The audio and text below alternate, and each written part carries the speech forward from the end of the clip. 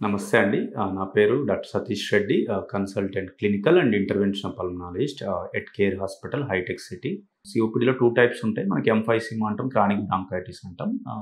కారణాలు వచ్చేసి కామన్ కారణం స్మోకింగ్. మనకి ఎవరైతే స్మోక్ చేస్తారో వాళ్ళకి రిస్క్ ఎక్కువ ఉంటుంది. అంతేకాకుండా ఎన్విరాన్మెంటల్ స్మోక్, మనం వంట చెరుకు కాల్చడం ద్వారా, లేదంటే అది ఇన్హేల్ చేసుకోవడం ద్వారా కానీ, లేదంటే వాతావరణ కాలుష్యం కానీ, ఇండోర్ అండ్ అవుట్‌డోర్ పొల్యూషన్ వల్ల కానీ మనకి సీఓపీడీ వచ్చే ఛాన్స్ ఉండొచ్చు.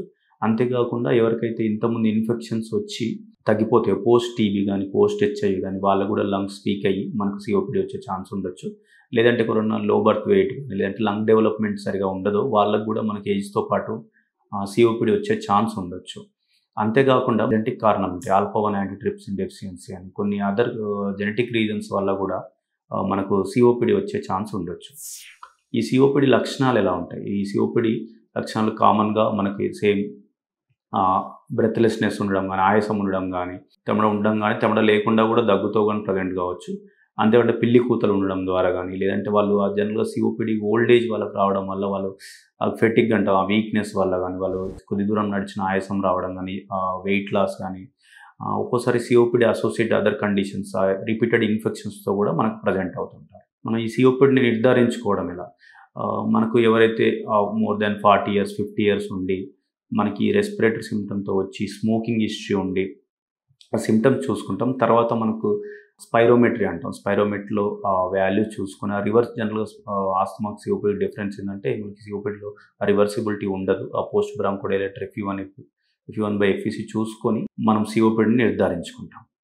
వన్స్ సీఓపీడీ నిర్ధారించుకున్నాక మనం గ్రేడింగ్ చేసుకొని ఆ గ్రేడ్‌ని బట్టి ట్రీట్మెంట్స్ ఉంటాయి. మనకు ఇన్‌హేల్డ్ బ్రాంకోడైలేటర్స్ అని, యాంటీకోలినర్జిక్ అని, ఇన్‌హేల్డ్ స్టెరాయిడ్స్ అని ఉంటాయి. ఎవరైతే ఎగ్జాసర్బేషన్స్ ఉంటాయో వాళ్ళకి ట్రిపుల్ డ్రగ్ కాంబినేషన్స్ ఇస్తాం.